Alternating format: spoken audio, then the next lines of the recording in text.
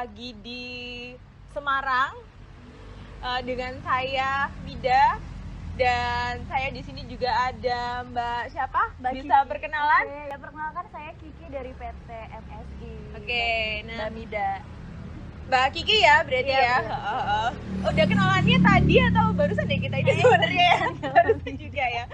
Oke, teman-teman, rekan-rekan semuanya, kebetulan jadi di sini Sista lagi jalan-jalan, lagi main nih ke Semarang, dan kebetulan kita juga mampir ke kantor Mbak Kiki ya, PT MSI, PT Multi Sertifikasi Indonesia ya, Mbak Kiki ya, Iya, betul ya? Betul, Mbak. Jadi MSI ini salah satu lembaga penyelenggara jasa K3 ya Mbak Kiki, betul ya? Betul, Mbak. Yang ada di Indonesia.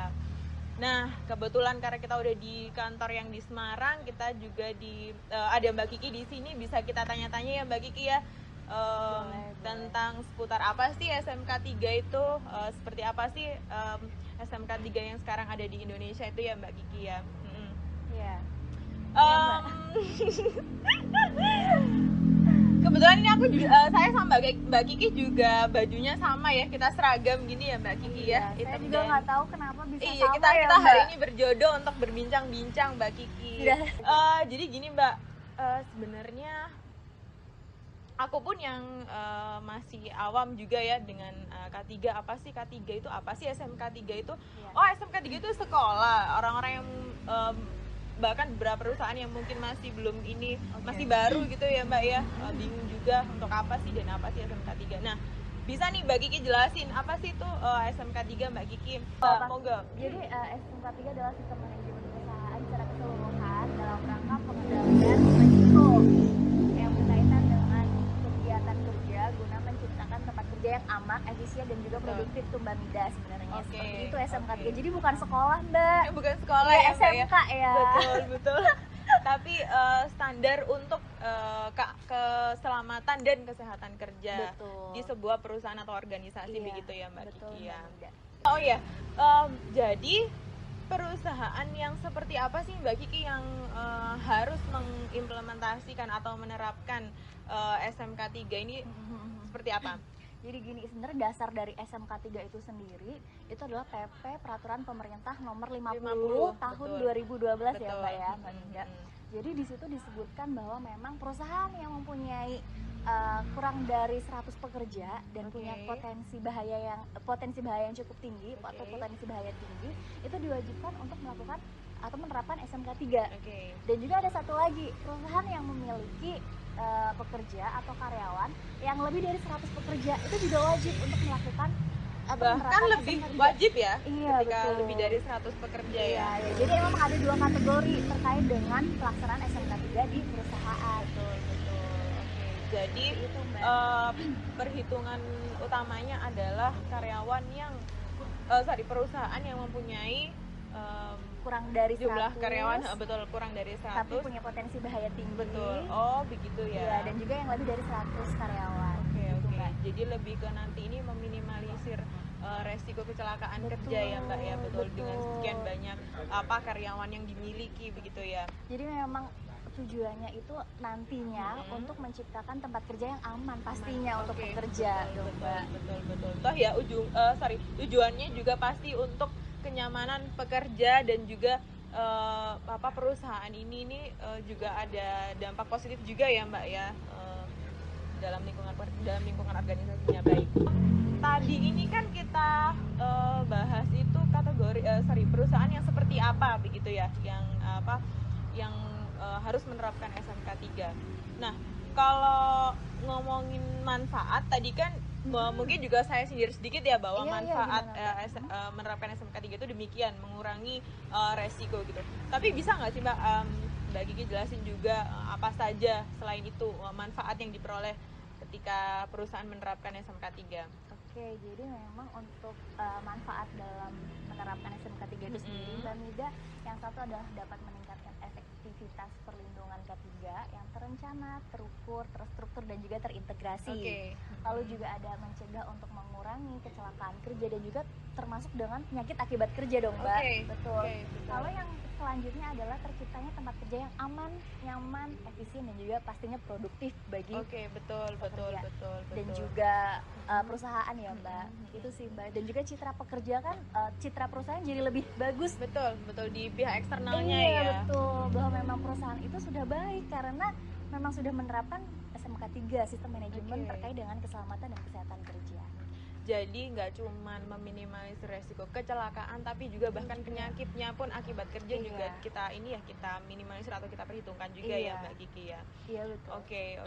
Jadi ini sangat baik ya sebenarnya untuk diterapkan. Iya, benar atau sekali. Bahkan karena di sini saking wajibnya sampai tertuang dalam peraturan pemerintah. Betul. Jadi memang fokus di sini adalah bukan hanya untuk pekerja saja, tapi juga untuk perusahaan.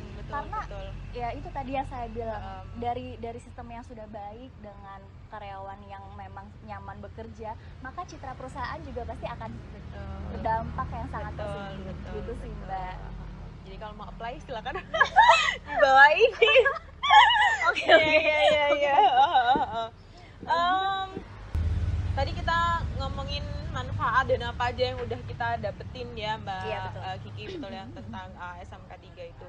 Nah sekarang kita sampai di gimana sih kalau kita ini mau menerapkan SMK 3, tahapan-tahapannya apa saja, apa saja juga yang perusahaan harus siapkan ketika mereka ingin apply SMK 3, silakan. Perusahaan harus siapkan juga ya Mbak? Iya betul. Ya jadi buat rekan-rekan semuanya, jadi untuk tahapan dalam proses pelaksanaan sertifikasi SMK 3 sendiri, dari perusahaan itu mengajukan permohonan kepada lembaga sertifikasi. Lalu juga selanjutnya dari lembaga itu akan menyiapkan baik itu pemberitahuan kepada Kemenaker, kepada Disnaker setempat, lalu juga kita menunjuk tim auditnya juga nantinya, penjadwalan auditnya, pelaksanaan audit, sampai dengan kita mengolah laporannya nantinya untuk disubmitkan ke Kemenaker. Jadi memang kita perpanjangan tangan dari Kemenaker. Jadi laporan kita pun nantinya harus disubmitkan atau dilaporkan kepada Kemenaker, Kementerian Ketenagakerjaan Republik Indonesia. Betul. Dan spesialnya sendiri untuk SMK 3 itu adalah sertifikat itu diterbitkan setiap 1 tahun 1 kali. Iya Mbak. Betul. Jadi ini ya Mbak ya, nggak asal apply langsung diterbitkan, nggak ya, prosesnya tuh masih menunggu ya Mbak ya. Jadi sangat spesial gitu Mbak ya, karena harus menunggu momentumnya dulu untuk dikeluarkan oleh Kemenaker ya. Jadi sambil menunggu sertifikat itu terbit, biasanya Kemenaker itu menerbitkan surat keterangan audit. Untuk menunggu SKA ya. Iya betul, biasanya disebut SKA, surat keterangan audit. Itu dasar hukumnya sama dengan sertifikat. Sebenarnya seperti itu, untuk menunggu ya Mbak dalam masa tunggu itu. Kalau untuk persiapannya itu rekan-rekan, yang pertama pasti harus punya kebijakan dong Mbak. Kebijakannya, terus juga manual prosedurnya, lalu juga terkait tenaga ahlinya pasti P2K3, jadi minimal regulasi dari itu kompetensi dan juga dari sistem perusahaannya, itu yang dilihat sih.